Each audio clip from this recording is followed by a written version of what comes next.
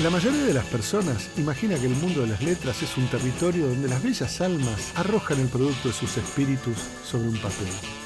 Eso es puro cuento. En realidad, la literatura es una zona de conflicto donde cada escritor pelea por encontrar su lugar bajo el sol, empuñando su obra en este campo de batalla.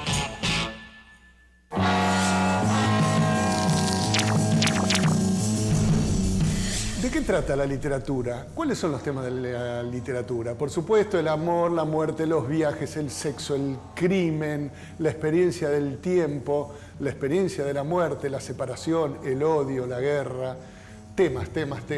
Pero en realidad la literatura trata sobre la literatura. La literatura es una vasta tradición milenaria.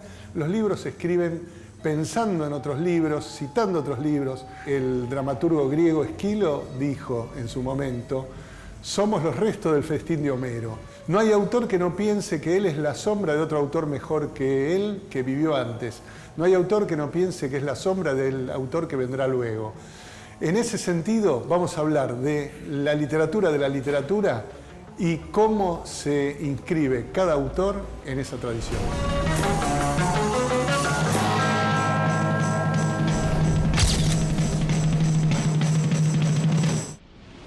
¿Por qué se te ocurrió trabajar sobre 3 escritoras geniales y un escritor desconocido, parientes todos? Bueno, no es que se me ocurrió, o sea, es mi vida toda, es las hermanas Brontë y su hermano Branwell Brontë. Mi vida toda es la literatura inglesa del siglo XIX. Me interesé en ellas porque es lo que leí. O sea, siguiendo la línea del libro de Matías Serra Bradford. O sea, primero soy una lectora y caí bajo el embrujo de las hermanas Brontë por mis lecturas infantiles y adolescentes. Y cuando volví, siendo ya una persona adulta, fui a la tierra de ellas, estuve en los páramos y en la casa parroquial y en los lugares a los que ellas se movían, y no pude no escribir sobre ellas. O sea, fue como lo que tenía que hacer y siento que es mi biografía. Y construiste tu biografía desarmando un mandato paterno, pero de eso vamos a hablar en un ratito, porque el capítulo Mis libros prohibidos es sensible y extraordinario. Bueno, Matías, vos venís trabajando claramente literatura de literatura. ¿Cómo se escribe, cómo se lee, cómo se piensa, cómo se vive en la literatura? Como si la vida fuera literatura o como si lo real de la vida fuera de los libros no existiera. De más está decir que comparto esa perspectiva. Yo también. ¿No? Salvo algunas distracciones como la televisión. Pero eso está, digo, y esto es para los dos, eso está, si no me equivoco, en El Quijote, que es el primer libro de la literatura moderna en habla hispana y diría la primera novela verdadera de la historia de la literatura. Tengo la impresión de que todas las novelas ya fueron escritas, ¿viste? Entonces, me da la impresión de que ya no nos tenemos que ocupar más de los escritores, sino de los lectores, ¿viste? Porque ya ser escritor de una literatura, llamémosla así, más pura, es prácticamente una imposibilidad. Entonces, mientras estás esperando ese momento de inspiración, te dedicas a la literatura sobre literatura, ¿viste? Hasta que te llega ese momento, digamos, Robert Balzer, digamos, sí. Más inspirado. Entonces, ocuparte de qué es un lector, de cómo vive y sobrevive un lector, me parece casi el único camino posible, digamos, hoy para la literatura, por lo menos la que me parece que yo puedo hacer, digamos. Uno escribe lo que puede, no lo que quiere, digamos. Sí. Pero hay algo raro en eso, porque cuando empezaste a hablar, pensé que tu discurso se emparentaba con el autor de bestseller clásicos. Stephen King diría: yo escribo pensando en el lector. Y vos escribís pensando en un lector de otra manera, pensando en un lector como objeto de una representación literaria. Sí. En cambio, en los libros de Stephen King los lectores no aparecen, lo que aparecen son las historias. Sí, la idea de retratar un lector, digamos, me parece que hoy estamos en la prehistoria de lo que es la lectura. No sabemos bien qué es la lectura. ¿Hay algo como si, para vos, si lo que llamamos novela hubiera desaparecido? Digo, ¿novela es la novela del siglo XIX? No eso, digamos. Arno Schmidt, digamos, me parece que es literatura pura, digámoslo así. Sí. Pero cuando uno está del lado de la mesa, sentado en la mesa, Sí. por eso me parece tan inútil publicar novelas que no son únicas. Entonces, hasta que no me parece que puedo llegar a hacer algo en ese sentido, prefiero no intentarlo, ni siquiera sentarme a intentarlo. ¿Cuál sería una novela única? El otro lado de Alfred Kubin, por ejemplo. Una novela así, ¿no? Digamos que absolutamente inevitable, ¿viste? Que no había manera de que no se escribiera esa novela. Entonces, me parece que la única nobleza posible que queda, si vas en esa dirección, digamos, ¿no? Buscar una novela con una forma única, digamos, Sí. con una voz única, con lo que fuera, ¿no? Todo lo demás me parece otra novela así, otra novela así, me parece que no... Es inútil, digamos. Prefiero volver al XIX o a lo que se hizo en el siglo XX, digamos. Por eso valoro tanto a los contemporáneos que sí están buscando algo, digamos, aunque fracasen, digamos. Prefiero 1000 veces una novela absolutamente fallida, pero con algún intento exploratorio. Bueno, el fracaso podría ser la ética de la literatura moderna, digamos, saber que uno va a fracasar de antemano porque está trabajando con suerte con los restos de una literatura que ya no existe más, o hacer un intento como el de Laura, que es para mí es una novela biográfica, si no me equivoco, o una biografía novelada. Odio eso. ¿Sí? Y explicar por qué no. Detesto las biografías noveladas, las detesto. Pero yo lo decía no en el sentido de la invención del personaje, sino del tono narrativo que resplandece de sabiduría y elegancia, en tu caso. Pero es que el tono narrativo se dejó contaminar por las descripciones que estaba haciendo, por los climas que estaba retratando. Sí. Pero nunca se apartó del retrato fiel, en la medida en que una biografía puede ser fiel, por supuesto que es muy Sí, de la relativa. investigación histórica, sí.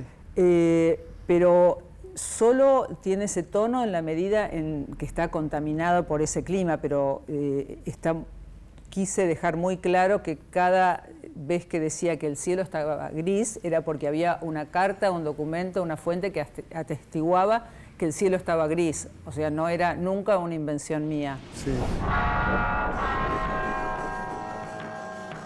Amor, herencia y crímenes. Parece que en Inglaterra, así como creo que Mick Jagger decía que a los ingleses solo les interesa beber alcohol y disfrazarse de mujer, a la novelística inglesa solo le interesan los problemas del campo, la herencia, el casamiento, el amor y los crímenes, ¿no? Y me parece que en esa vasta tradición temática las mujeres cumplen un rol fundamental. Sí, sí, bueno, Jane Austen sin duda, y Irving Compton también. Sí, claro. Bueno, y Emily Brontë creo que es como de otra catadura. Es como una poeta mística, Sí. Infernal, que escribe desde el infernal, escribe del ser inmortal, escribe... Ella sí creo que tiene una prosa única y una voz única a la que se refería Matías. Aunque Charlotte también, ¿no? La tiene, Sí, por claro. supuesto, pero Emily creo que trasciende En otra dimensión, ¿no? Sí, sí, sí. es Pero otra ¿por qué dimensión. vos a esa voz o a esas voces? ¿Por qué yo? Bueno, vos querés hablar de mi biografía. De tu, sí, biografía como lectora. Y sí, si queremos también de tu biografía como persona. No, como lectora, por supuesto. No sé cuál es mi Rosebud, en verdad, pero Sí sé que vivía en el seno de una familia moderna, que tenía muebles modernos, BKF era el sillón, ese sillón de cuero que ahora está tan de moda. Teníamos un BKF original, aunque no teníamos plata para comer, pero digamos la modernidad atravesaba la vida de mi casa y de mi familia, y por lo tanto el trotskismo, el marxismo, la lucha política, hablo de los años 60. Sí. Y la intemperie, la ausencia de comida y de estufas y de una comodidad burguesa que yo anhelaba. Y digamos así, la falta de Dios, faltaba la falta de Dios. Y bueno, en unas circunstancias que ahora no importan, caí en una escuela de monjas donde fascinada asistía a todos los ritos de la religión católica y encontré una versión de Jane Eyre traducida como Juana Eyre, que me fascinó y la leí. Ya era una lectora, tendría unos 10 años, calculo, o 9 u 8, no recuerdo. Ya era una lectora voraz de la biblioteca de mi madre, que no entendía absolutamente nada de lo que leía, pero leía todo lo que había. Bueno, no entender es muy importante para seguir leyendo. Sí, porque no sé si a los otros lectores les pasó lo mismo, pero yo leía sin entender y leía sin entender, así que hipnotizado, ¿no? Hipnotizado, claro. Porque en los entresijos entre la comprensión y la incomprensión se desliza la fantasía. Uno va completando aquello que entiende a medias y construyendo mundos fantásticos. Claro. Y bueno, caí en esa fascinación por Jane Eyre desde ese momento, y bueno, cuando fue la muerte de mi padre, él me pidió, antes de morir, que fuera, yo iba a Inglaterra, me pidió que fuera a ver el escritorio de Marx en el Museo Británico. Yo lo desobedecí. Sí, otro fetichista, claro. Y yo lo desobedecí, en vez de hacer eso, fui a ver la casa de las Brontë, y cuando volví mi padre murió. O sea que no pude cumplir con su deseo. Cuando volví a Inglaterra, el escritorio de Marx, junto con todos los otros escritorios, estaba ambulado en una sala, cerrado. La sala de lectura se había mudado, o sea, la biblioteca de la National Gallery, del British Museum, se mudó a otro lugar y ya no existía más el escenario en el que Marx escribió El Capital. O sea, nunca más podría cumplir con el deseo de mi padre. O sea, en el British Museum decidieron que el marxismo era una momia egipcia. Exacto.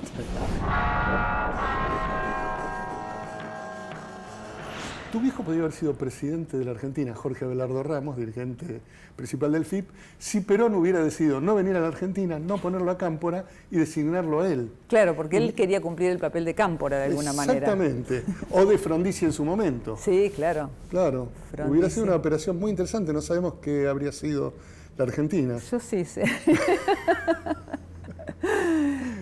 Pero preferís no imaginarlo. No.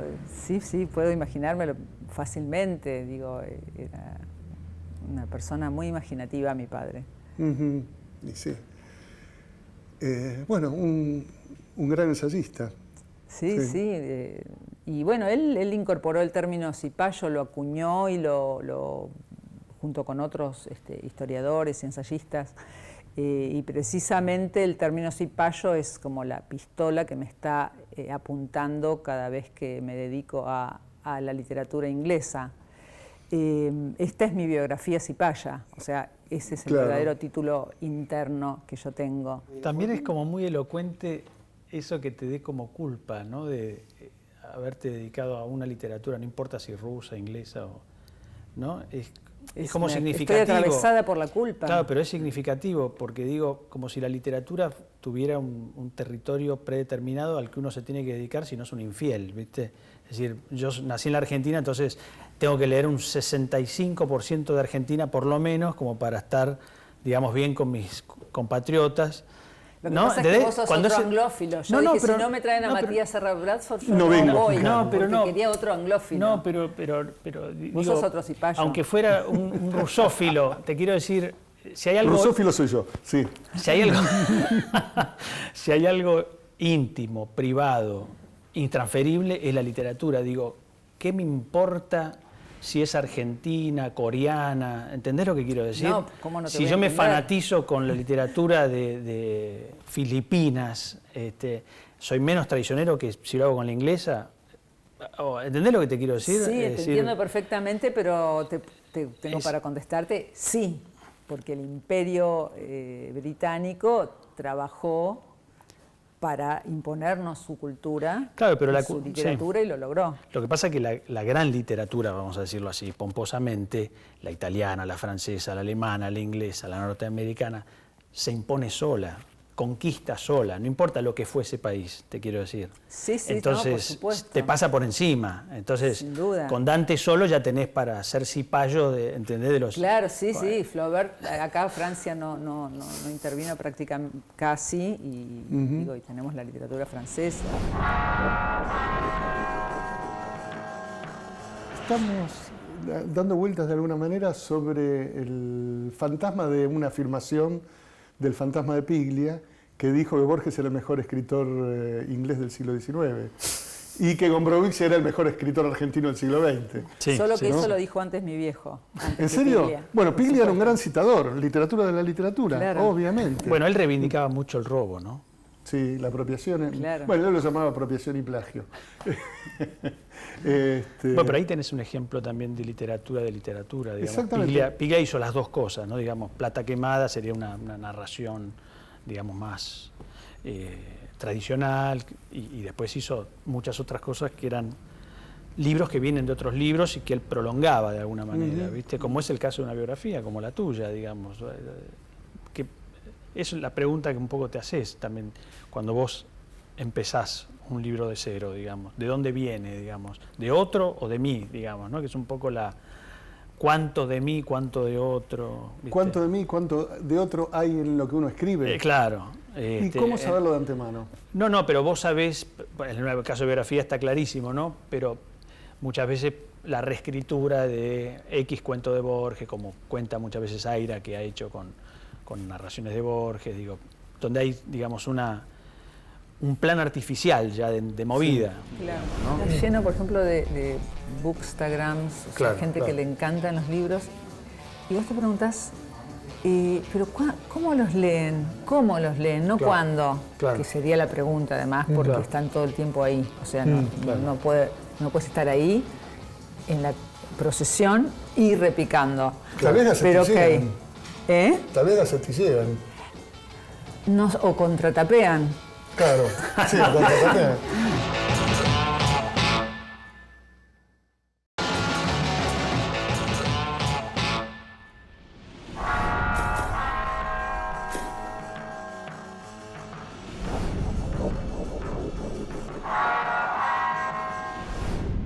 Cuando Virgilio escribe la Eneida, ¿qué está haciendo? Está expandiendo una vasta tradición cercana en el tiempo para él, pero digamos, ¿cómo escribir sin reescribir otros libros? ¿Cómo se hace? Sí, Tal vez ahora empieza el programa. sí, sí. No, yo creo que lo que sí te pasa es que depende de la fuerza que te impulsó a querer reescribir otra cosa.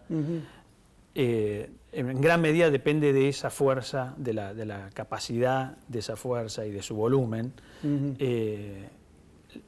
Digámoslo así, entre comillas, de nuevo, la autenticidad del resultado final y la potencia del resultado final. A ver, dame un ejemplo. Yo creo que hay un motor, sin duda, en Aira, lo suficientemente fuerte que lo lleva a querer reescribir cosas de Borges. De todas maneras, me parece que en su caso siempre hay un dejo artificial, digamos, en esa operación. Me parece que no llega a ser... Es un poco la diferencia entre, hace un rato te mencionaba Robert Walser Sí. y Roberto Calasso. O sea, Robert Walser es un primitivo, es un salvaje, digamos, ¿no? Para decirlo de alguna manera. Roberto Calazo dice, voy a escribir un libro sobre Baudelaire, voy a escribir un libro sobre Kafka, y reescribo, lo que un poco vos decías de la Eneida, reescribo a otro, ¿no es cierto? Y lo remonto, vuelvo a hacer un montaje de su obra, meto elementos míos, etc. O sea que el primitivo sería el que procede de acuerdo a impulso y el sí, un impulso. El otro sería programático. Un impulso con un elemento de inteligencia, digámoslo así, bastante fuerte, como el caso de Felisberto. Felisberto, el supuesto primitivo, que escribía por impulso, que era un tipo recontra astuto, digamos, ¿no? Es decir, que no es tan fácil hacer la clasificación tampoco, pero es algo que olés, me parece, es algo que sentís, ¿viste? Con las Brontë no te cabe ninguna duda de que estás en terreno, estás pisando pasto verdadero, no artificial. Eso quiero decir, ¿viste? ¿Y quién sería un...? Lo que no garantiza que el resultado sea extraordinario. Lo auténtico no garantiza nada, digamos. Es auténtico. Bueno, Eudora Welty, la novela más grande que ella tiene, y yo no sabía nada sobre ella, la leí simplemente porque me atrajo, lo compré el libro, lo leí, y fue un golpe. Cuando la estaba leyendo, hubo así como 40 páginas que hizo como una presentación de un personaje, o 60 páginas simplemente para presentar al personaje principal. Claro. Con una extraordinaria pluma, con una habilidad y una paciencia para crear toda la atmósfera, el lenguaje. Yo dije, ¿pero qué es esto? Esto es una sinfonía, esta tipa es un monstruo. Claro. Y lo es. Y después, bueno, leí sobre ella y es una grandísima escritora. Pero cuando la leías tenías la impresión de que pero realmente ahí era... nacía sola, de la nada, o que era una vasta construcción catedralicia que provenía de muchas fuentes. Es que no sé qué relación tiene ella con las otras escritoras sureñas. Sé que ella es una escritora sureña norteamericana. Mirá el cipallismo, que ya decimos sureña y no estamos hablando de la Patagonia, sino del sur de Estados Unidos. Una escritora sureña norteamericana de principio del siglo XX.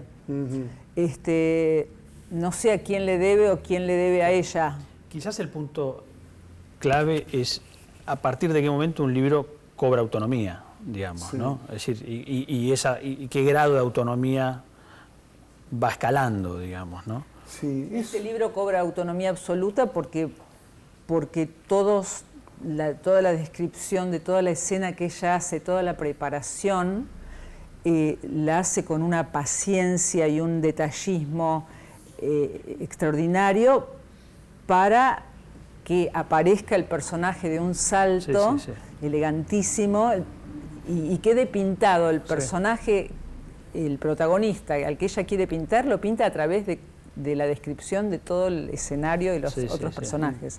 Hay como me da la impresión de que en esos libros que sí logran autonomía y que marchan solos, digamos, hay como así sea con la mayor elegancia, hay como una violencia. Para resumirlo en una palabra. Hay como algo en los otros libros en los que se nota el plan, se nota lo artificial, claro. Hay como una especie de miedo a equivocarse. Claro, entonces vos lo notás, lo percibís.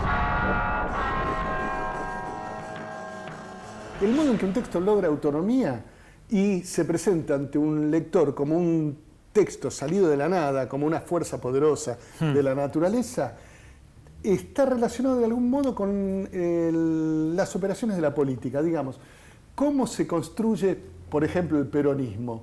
Omitiendo laboriosamente la participación del laborismo en las instancias iniciales, opacando a Cipriano Reyes. Digo, Perón fue un gran destructor de los segundos y de los terceros. Corrió a Mercante, corrió a Fresco, corrió a todo el mundo y dijo que Evita era un invento de él.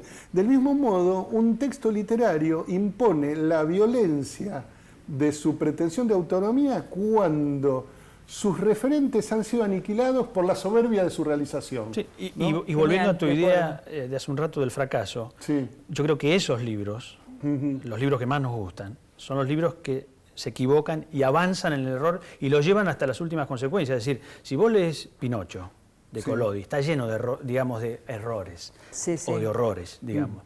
Y sin embargo te arrastra, te agarra de la nariz y te lleva hasta la última página, ¿no es cierto? Corazón del mundo de Amici, cuando uno lo leyó a los 12 años, vos lo lees ahora y es un horror, digamos. El libro está lleno de capítulos tremendos, ¿viste? Espantosos. Y sin embargo, el tipo decidió, digámoslo así, o no lo sabemos, no importa, morir con las banderas de sus errores, digámoslo así. Sí, a mí personalmente el cuento El pequeño escribiente florentino me impresiona tanto como los textos de Kafka. Es más, me parece un texto de Kafka. Es extraordinario. ¿No? No hace falta haber ido a estudiar actuación con Stanislavski para ponerte a llorar una vez que lees ese libro, digamos, ese texto, digamos, ¿no? que es una especie de libro en sí mismo, ¿no? Sí, ese cuento. completamente.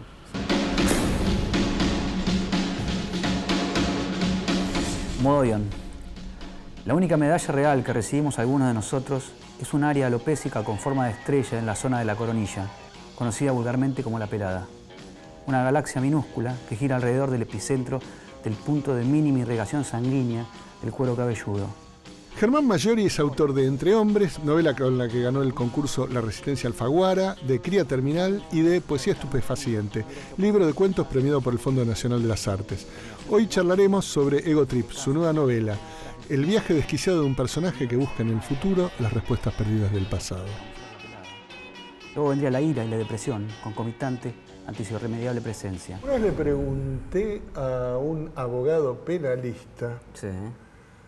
cuánto valía la vida de una persona y me dijo un pancho y una coca. Me quedé muy impresionado. Y leyendo tu libro, Ego Trip, no dejé de preguntarme si la vida en determinadas condiciones vale siquiera para el protagonista de la novela un pancho. Sí, hay que ver en qué momento de la novela, ¿no? El tipo empieza así, me parece, ¿no? Pensando en eso, que la vida no vale nada, o la vida del otro. Empieza como una persona que, alienada por el sistema, digamos, empieza a tener esa especie de actitud de estar en guerra contra el mundo, ¿no? Y en realidad la guerra es personal, es contra él mismo. Sí. Y eso es lo que cuenta la novela, ¿no? Cómo se traslada de lo físico hasta lo emocional, intelectual, de un punto a otro, y en ese recorrido el personaje, digamos, termina valorando la vida, si querés, en ese punto, ¿no? Sí. O por lo menos valorando un funcionamiento dentro de lo que es la sociedad en la que se mueve, ¿no? La familia, empieza a tomar otro tipo de valores de los que él había renegado en algún momento. Sí. Cuando empecé a leerlo, digamos, las primeras 50 páginas, me acordé de una frase que aparece en un texto de Lamborghini, no me acuerdo en cuál, donde una persona le pregunta a otra, le dice, ¿vos sos loco o te pica el culo? Y yo iba leyendo y dije, pero este Germán enloqueció. Porque es un libro de una violencia, de un desdén, de una demencia. Sí. O sea, es como una visión completamente bizarra. Sí, No, sí. es una novela bizarra. Tiene, sí, algo esperpéntico ahí que está circulando todo el tiempo. Y la estructura sí tiene ese marco que le pongo, que es como la apropiación de unos textos que me llegan, que es el del personaje Caprano. Y sí, el personaje es, digamos, que me interesaba eso, a ver hasta qué punto en primera persona podía poner esta situación que vos ves entre lo caótico de su experiencia y la búsqueda de sentido, ¿no? Que parece que está ahí lo que él trata de resolver, y el caos que me llega, o que digo que me llega, ¿no? Y el ordenamiento que le doy. Como que hay un juego ahí de una estructura y que también refleja un caos interior, me parece, del personaje, ¿no? ¿Qué hay de vos en Caprano o de Caprano en vos? Y bueno, diría, hay un sustrato autobiográfico en algún punto, ¿no? No en el extremo de las experiencias de Caprano, ¿no? Mi mujer no se fue con un fisicoculturista. Todavía. Aunque me separé. Y es verdad, o sea, tiene todo ese trasfondo, digamos, que es real y aunque vos no creas, algunos personajes son reales, sobre todo los que están del sur son personajes con los que me he topado, lamentablemente, o no tan lamentablemente. Pero sí, en general trato de ver cómo licuar o procesar, si se quiere, esa experiencia y llevarla un poco, extremarla un poco, que es lo que se ve, ¿no? Que sí. El personaje va a un lugar donde es difícil estar parado un minuto, digamos, ¿no? Sí. Con él. Es un personaje que parece que lo retorcieras como un trapo sucio para sacarle la mugre que tiene adentro. Sí, es una buena imagen esa, sí, ¿No? porque él mismo entra en una vorágine autodestructiva muy grande. Sí, y además es un vértigo de autodesprecio. Sí, bueno, es un personaje que también el conflicto o con el que arranca todo es la idea del suicidio, me parece, ¿no? Que es lo que es un motor ahí, ¿no? Entonces es un personaje que tiene mucha oscuridad. A mí a veces por momentos me pensaba en la novela de Barón Visa, por momentos. ¿En el desierto de su semilla? Sí. Porque no tiene nada que ver. No en lo textual, sino en el yo ese pesimista en algún punto, desde que se tocan con esa idea del suicidio que después se da en vida, ¿no? Pues realmente, o de Benesdra, ponele, si querés. Benesdra podría estar más cercano. Sí, Sevi, un personaje así, muy torturado, ¿no? Que después, a pesar de la resolución feliz de la novela, él termina tirándose. Hoy, en cambio, puedo ver ese disco de piel brillante como la medalla honorífica con la que nos ha condecorado la vida. La medalla de los sobrevivientes, esa que te dan cuando logras cruzar la selva oscura, después de batallar muchos y largos años contra la muerte, la locura y los vicios. La medalla que te otorgan cuando ya estás todo roto, minado el físico y la mente. El premio paradójico que te da el destino sería. ¿Y por qué se llama ego trip? Si no es es lo contrario de un trip del ego, es un trip un viaje de la destrucción del ego. Lo único que lo mantiene vivo al personaje es el amor por la hija. Sí, pero también quería torcer el significado de ego trip, como que el tipo, o sea, para romper un poco con esa literatura del yo, ¿no? Digamos, con esa estructura de que todo gira en torno a uno. En este caso es el movimiento inverso, ¿no? Me parece. El movimiento inverso es un viaje del yo, del tipo encontrándose al final con una manera de circular, me parece, en el mundo, ¿no? Que lo pacifica, digamos. Sí. Cuando arranca con toda una furia incontenible y a lo largo de esa experiencia de viaje y demás termina encontrando un refugio en la ficción y después termina escribiendo ese cuento. Tus textos tienen una marca del imaginario norteamericano, ¿no? ¿No lo encontrás? Sí, lo veo mucho. No solo por tus patillas, tu aspecto de motoquero. No, sabes que tengo, sí, pero eso es por también lecturas. Creo que tuve una sobredosis de lectura americana, me gusta mucho, ¿no? La lectura americana, y leo mucho. Y eso es imposible que no se filtre. Se filtre y aparezca, ¿no? De alguna manera. Sí, me gusta y no lo puedo evitar, no es que no me... ¿Y ahora qué estás haciendo? Ahora siempre estoy trabajando con alguna novela y estaba, como te había contado, haciendo unos guiones, básicamente, que es un proyecto que teóricamente estaría en el año que viene. Pero sí, siempre estoy escribiendo alguna... Estuve también escribiendo de estas cosas que uno hace por encargo, unos perfiles. Para el UDP escribí sobre Marosa Di Giorgio, que si alguien que está en las antípodas de literatura, pero me interesó, lo hice con Leila Guerriero, que está siempre haciendo este tipo de cosas, es muy buena ella. Y yo ya había trabajado con ella haciendo un perfil de Gaby, de Vicentico, la revista. Es un trabajo que me gusta, el de digamos, perfilador o cronista. No tengo tanta experiencia, pero sí veo que podría en algún momento eventualmente volcarme a hacer algo, si me logro interesar en algo que tenga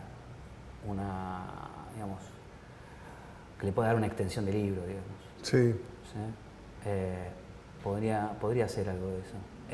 Pero por el momento estoy con esta parte de la serie, que me parece que es un lugar, lo tomo como un territorio que debería pertenecer a los escritores y no sé por qué en este país, no está tomado por los escritores, ¿no? Me parece que siempre, hablamos un poco antes, la figura del director contamina muchísimo, ¿no? Y hace que la calidad de lo que está haciendo no esté a la altura de lo que nosotros ahora estamos acostumbrados a ver a partir de toda esta plataforma de la que circulan las series, ¿no? Si te pones a pensar, todas esas series que nos gustan no las escribieron ningún director, generalmente todas las escriben guionistas y el tipo que está al mando, que es otro escritor, son otros escritores. Bueno, Germán, la verdad que tu novela me parece sencillamente extraordinaria, irregular, o sea que eso es lo que más me gusta, claro. No es una novela armadita, redondita, sino lo contrario, es una novela desmelenada, sí, en el camino, reventada, y espero que sigas escribiendo novelas como esta, mejores, peores, ¿qué importa? Digo, con la misma impronta. Yo tenía la sensación nostálgica de que me faltaban las épocas del Bar La Paz, Claro, que no la hay conversación. la conversación, que Sí, no, sí. no. Bueno, porque aparte está como mal visto conversar largo, ¿viste? Que Sí. es todo, sobre todo en la televisión, digo, ¿no? Como, Sí. Claro. te da como programa viejo, Claro. ¿viste? Como una cosa. No, son 2 tipos, 3 tipos sentados en un lugar, ¿viste? Es como. Sí, Es raro eso, ¿no? sí. Sí, y hablar, contar lo que uno... Lo que uno hace de lo que a uno le interesa.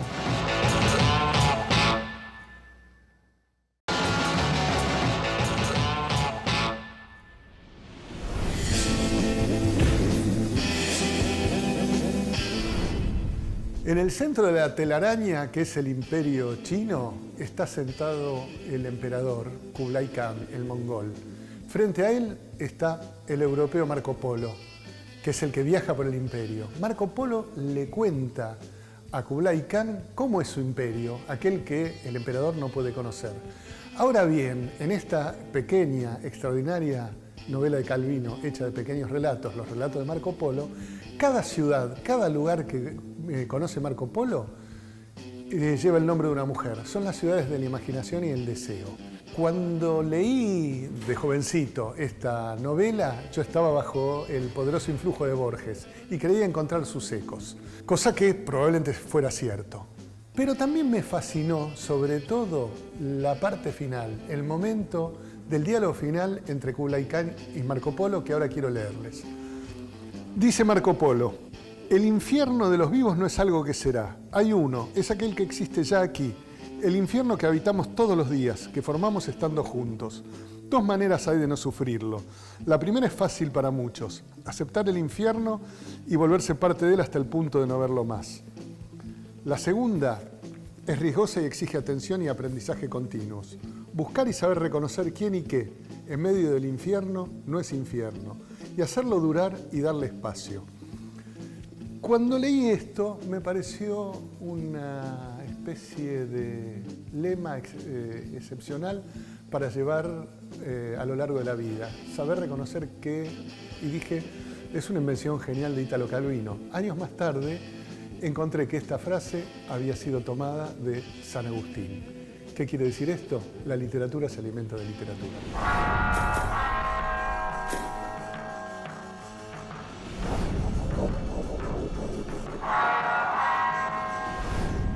Había un autor francés que no he leído, y que casi no podría pronunciar, que se llama Dujardin, que inventó el monólogo interior. Y cuando Joyce publica el Ulises y se apropia del monólogo interior, Dujardin lo lee y dice: este tipo hizo lo mismo que yo, pero en serio. Como si hubiera decidido ser parte de la literatura del otro escritor y desaparecer en ella, ¿no? Sí. Creo que en algún punto, cuando un autor se vuelve viejo, o se vuelve modesto, o le ocurren las 2 cosas, o miente bien, dice: yo quiero ser parte de una tradición que me incluye, pero que me abandona también. Borges al final lo decía. Decía, bueno, mis cuentos van a ser utilizados por otros y van a ser mejor escritos. Sí. También decía que lo imitaban mejor que lo que él podía hacerlo respecto de sí mismo. Pero sí. Bueno, era una representación. Sí, sí. Ahora, ¿cómo se escribe para Bueno, ustedes con la conciencia de ser parte de un ciclo inevitable, donde en el mejor de los casos nos mejorarán y en el peor de los casos demostrarán lo malos que fuimos imitándonos pésimamente? Si es que ocurre, si tenemos por lo menos la suerte de que alguien nos imite alguna vez. Sí, ahí el punto también es el de la distancia con respecto a uno mismo en el momento de la escritura, ¿no? Me da la impresión de que para volver a Balzer, no había distancia, digamos, ¿no? Él era lo que estaba escribiendo en ese momento, digamos. Sí. En el escritor que planifica, en el escritor que conscientemente toma a otro y se lo quiere apropiar y lo quiere mejorar o empeorar, hay una cosa... Es un poco la diferencia, y volviendo un poco a la emoción del pequeño escribiente florentino, entre la emoción que te producen ciertos libros, esos libros únicos, donde predomina lo emotivo, para simplificarlo de alguna manera. Lo emotivo y la falla. Y lo emotivo y la falla, ahí está. El título binario. Y por otro lado, la inteligencia, digamos, ¿no?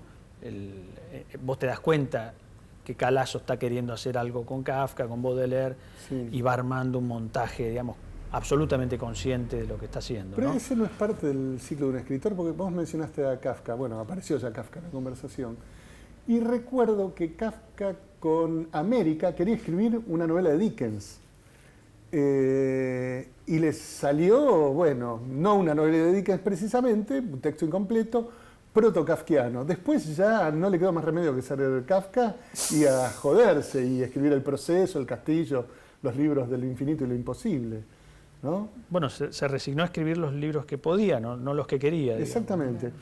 Y estaba pensando también, pero hay algo que me parece muy interesante, donde el sueño de escribir la obra de otro te desvía hacia una singularidad también irreductible. Por ejemplo, mi autor japonés favorito del siglo XX, Junichiro Tanizaki, tiene una novela que para mí es su mejor texto, breve, que es La historia secreta del señor de Musashi, que ahora se llama en las traducciones españolas La vida enmascarada del samurái Musashi, o algo por el estilo.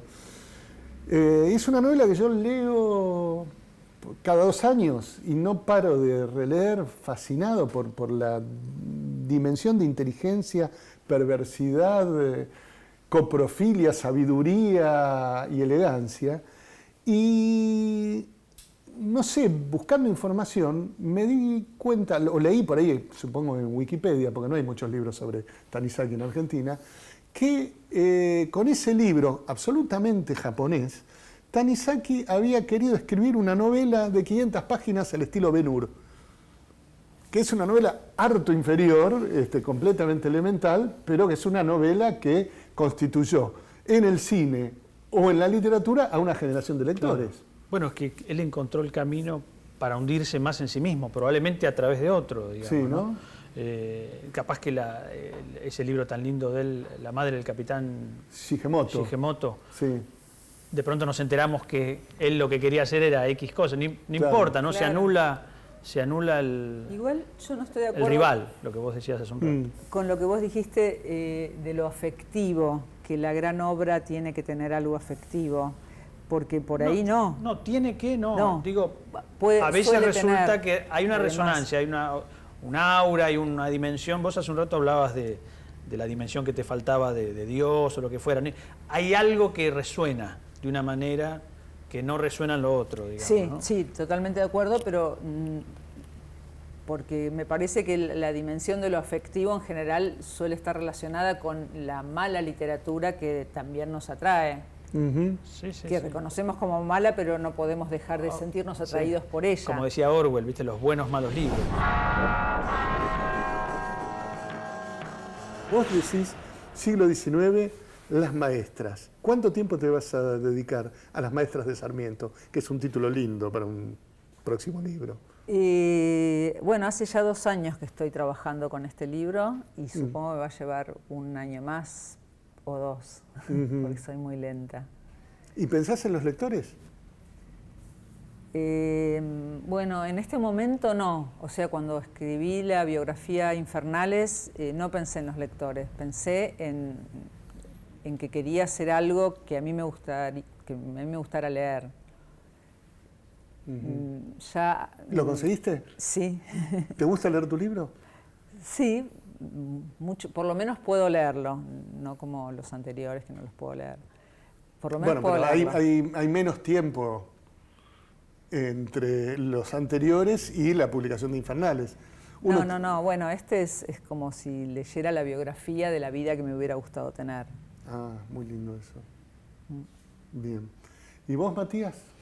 ¿En qué pensás? ¿Pensás en un libro en el cual pienses en el lector como comprador y no en el lector como personaje?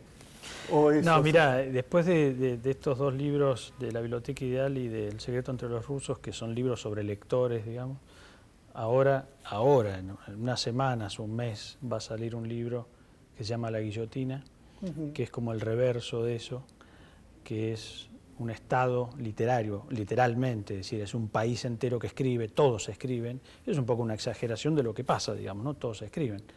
Y pocos Ahora leen. todo el mundo escribe en celular. Se ha convertido en una nación del... No, pero digo la ambición de escribir, ¿no? Incluso es un Estado que subsidia a los que escriben y la lectura está muy mal vista, se hace clandestinamente, es decir, que de alguna manera es el reverso. O sea, todos escriben y nadie lee. Exacto. Y es un retrato del mundo literario porque hay suplementos culturales, editores, críticos, premios, está todo el mundo literario retratado con un poco de virulencia, si querés, pero también fue una consecuencia natural de querer mostrar la cara, porque estas dos serían como lo que está replegado, ¿no? Sí. Entonces ahora quería mostrar lo que todos vemos todos los días. Sí. Digamos. ¿Y quién sería el guillotinado? Bueno, hay unos cuantos, ¿no? Ajá. Qué placer esperar esa lectura. Espero que mi cuello Sobre se todo vea los escritores, Claro. ¿viste? Sobre todo los escritores. Espero que nuestros cuellos se vean protegidos, o por lo menos cercenados rápidamente, que es el efecto guillotina. Bueno, la Revolución Francesa en la literatura. Bueno, ha sido, creo, un interesante debate sobre la literatura de la literatura. No sé si se completó, derivamos, fuimos de un lado para el otro, que es para mí el placer de hablar. Gracias, chicos. Gracias.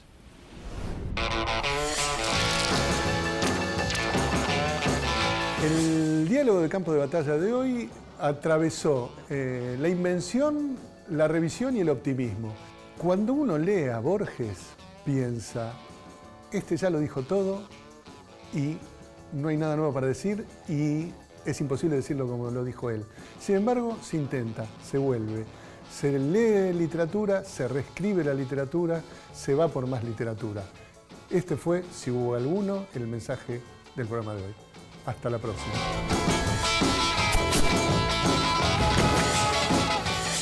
En fin, lo que no sé, francamente, es si un programa de literatura va a ayudar a la lectura y a la compra de los libros.